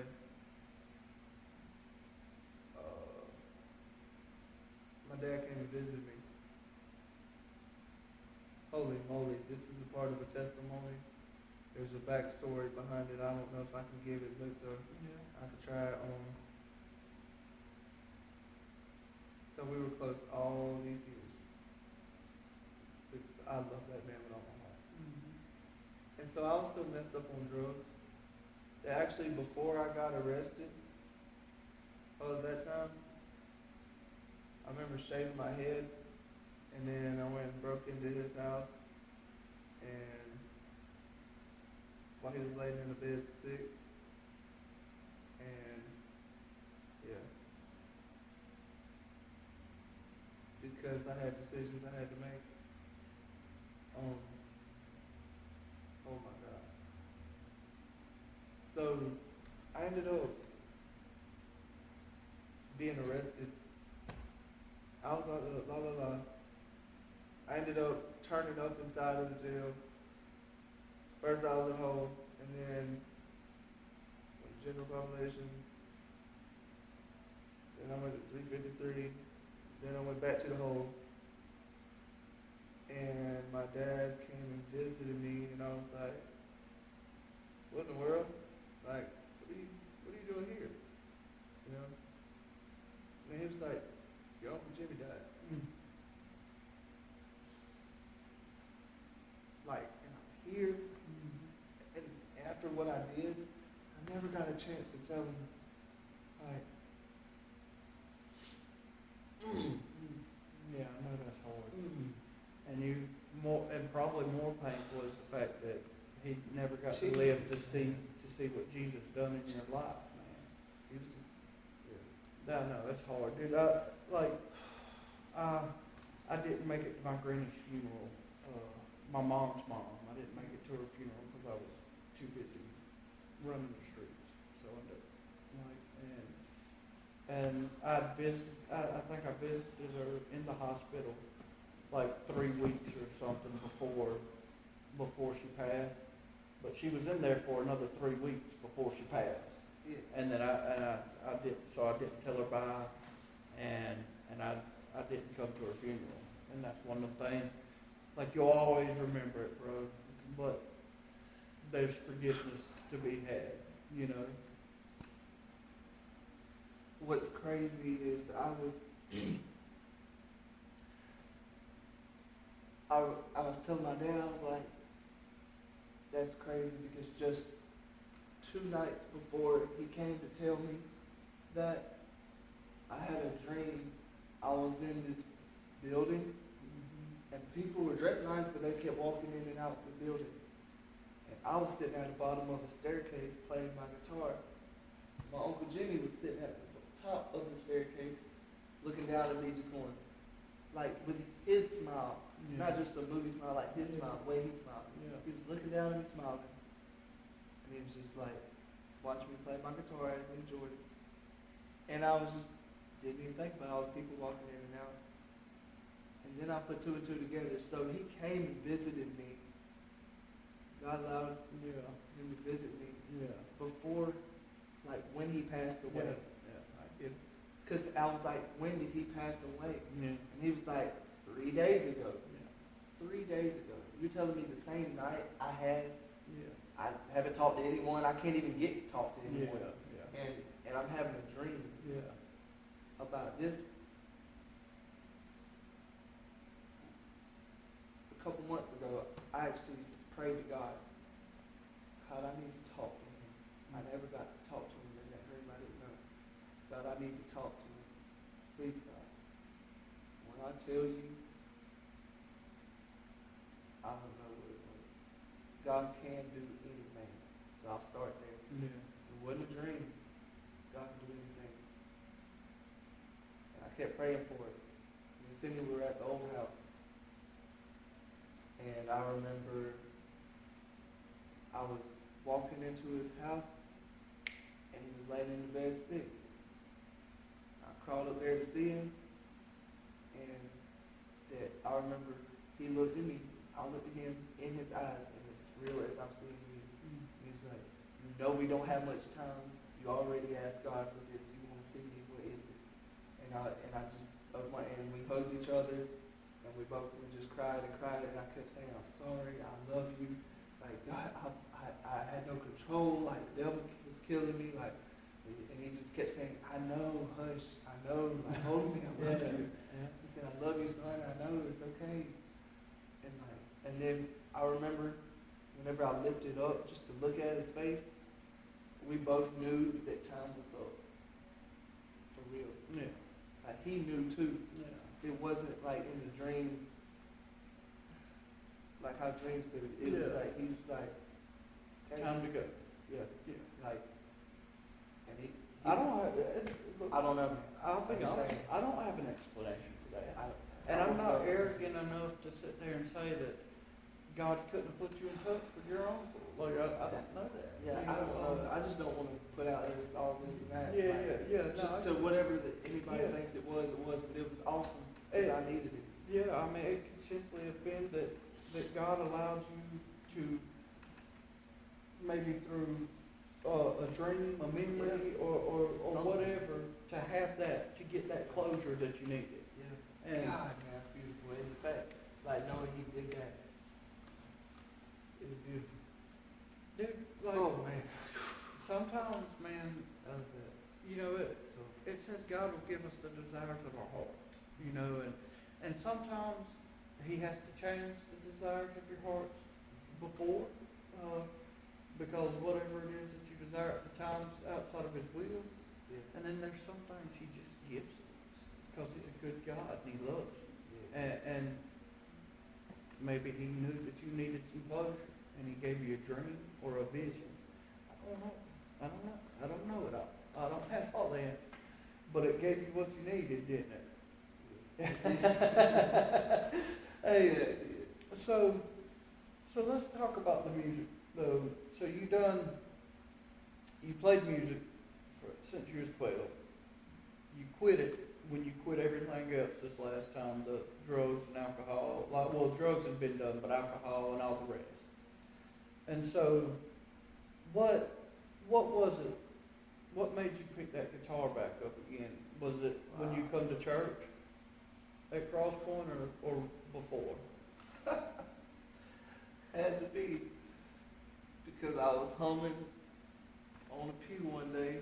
At the old building. Yeah. At the old building. I said, Yeah. something. I don't know, man. I made I can imagine. a joyful noise. I guess it was. You can call it what you want. It probably were joyful. Yeah. And Justin was like, "Oh, who's that?" And he's like, "That's right. I forgot Steven used to sing. He used to be posting them songs on Facebook after drinking. Like, man, leave me alone." So anyway, I ended up picking up that kid's guitar rack that we had at the house and picking at it some. It went pretty good. Eventually, I had did maybe a song or two for the old Cross Point. Yeah. And then Ethan, well, Justin told me, he was like, "Hey, get with Ethan after church. Get with Ethan after church." I got with him after church was over. He said, "Yeah, come to the car. I got something for you." He brought me a beautiful case. It had a guitar in there, red. It was pretty. Yeah. That's the acoustic that I use, but see, usually I'm using my electric. Yeah. But I had the acoustic and I used it. I mean, it was Yeah. nice. I started, bro. Back when you come back to church. Yes, And dude, that was it. and let me tell you something, man. You know, God, the Apostle Paul lists, you know, the fruit of the Spirit, and then he lists some gifts of the Spirit, you know, like some to heal, some to preach, some to teach, and all that. And it don't say nothing about singing that I can recall, but I'm telling you right now, brother, your voice is a gift from God. And one of the first songs I ever heard you sing was the song that you said it was like your testimony in song. And dude, that was just, it's still to this day one of the most beautiful songs I ever heard, dude. I love it. It's a good song. And bro, we always look forward to hearing you. You know, I mean, just the other day my wife looked up a song, or made me look up a song and send it to you and say, "Hey, tell Stephen he'd do a good job singing this." I appreciate it. Thank you. And like, And I mean, she loves it, dude, because she's a singer, and she writes her own Christian music as well, and Just so y'all know, she'll be singing that Sunday. yeah, it's coming one of these days. One of these days. One of these days, don't rush it. But dude, like, she really connects with your singing, man, and I thought you should know, man, it is, in fact, a gift from God, man, and you need to continue to use it to glorify Him. And bro, you do that, man, He's liable to take you places you wouldn't ever imagine, you know, with that singing, dude. And did you bring your guitar today, or is it here? No. They got some money. You feel like singing a song? If I can find one. Yeah, you want to sing it? Let's see if you feel like singing a song for us today, man.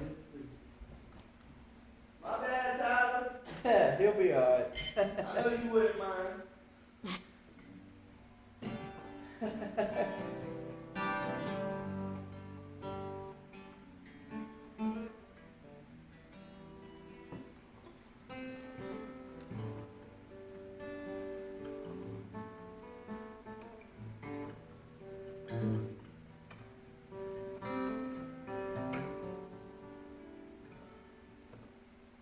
It's in tune. Yeah. Now what we singing? Because I thought I was going to start a song, but I don't know which one. Whatever song you want to sing, bro. One of your songs.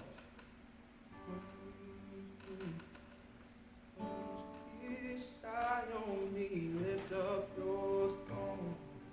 You got a lion inside of those songs. Hey, hold on. Well, so you might not want to play Brandon Lake's song because this is going to be broadcast on the internet. So that's why I said sing one of your songs. Oh, you said sing one of mine? Yeah, sing one of your songs. My bad. I was Because going to shout out Brandon Lake. That was your song. Yeah. I was just going to sing it. I was zoned out. I didn't know it. Bro, I hate the legality of it all sometimes, man. But yeah, you could end up. That's all right. I got one for you. I might do that last one.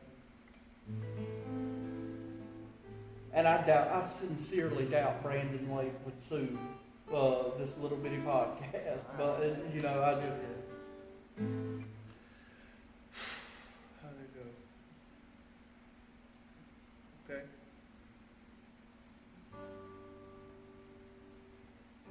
Holy, holy, hallelujah. I can see the angels coming, God shining right through you. Only light in the darkest moment. Tell me all the news. Yeah. Oh, the devil, I said you don't own him. Showed you what real faith was. Believe in His name even when life is rough. Ooh, even when life is rough.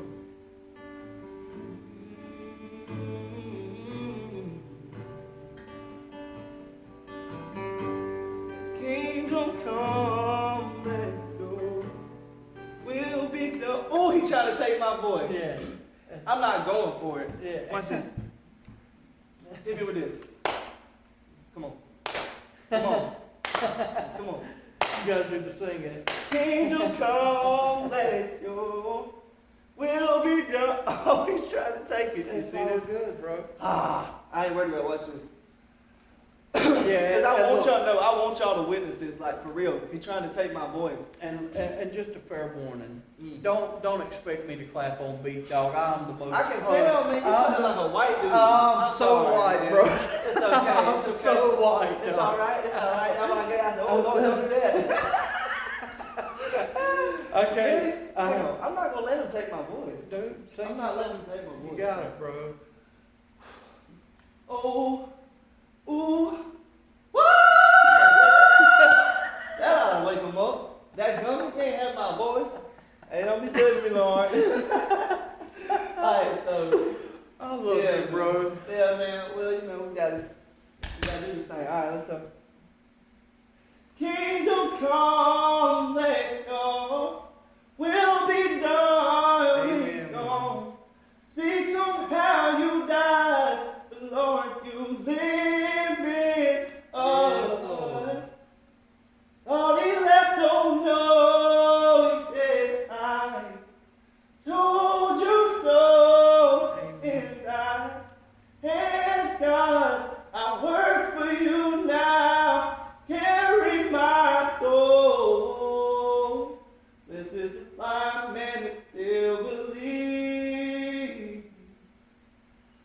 is the blind man that still believes.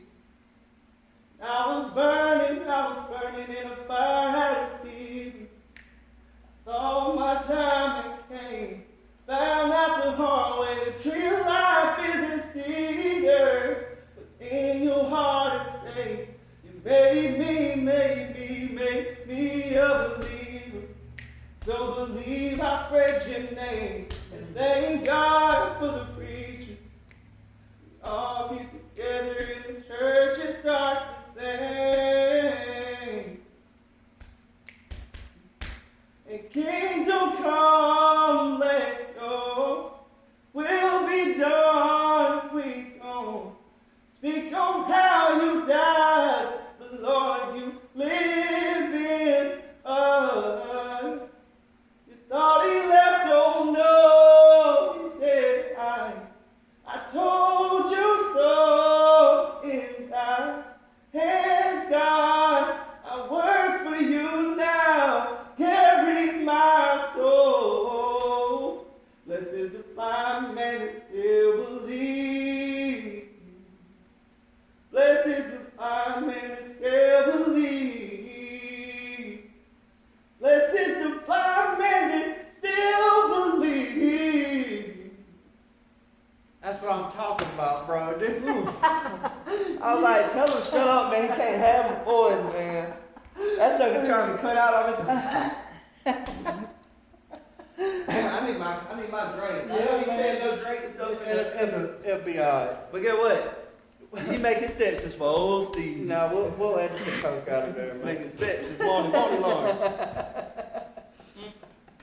You can edit this out. No, not really. I said mine. I'm sure you could. That's crazy. I'm sure most people could, but no, I'm not I'm not that technologically literate. I'm saying, if you can edit me out from the camera, I know a lot of places with cameras you need to edit me out from the past. Will you do that for me? I ain't that good, bro. Okay. Like, that's why, like, everything I do, man, it's so simple and basic, man. Like, I'm doing that. We do this off my phone. I know that. I like it that way. Like, it's, that, none of the bells and whistles. Like, if we ever need a break, I can get my wife to press the pause button and then pick back up or whatever. But we'll end it out a little bit, or we'll keep going. I don't really care.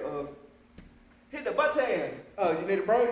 Yeah, Well, but pause it, love. I gotta hit that beat. Hey,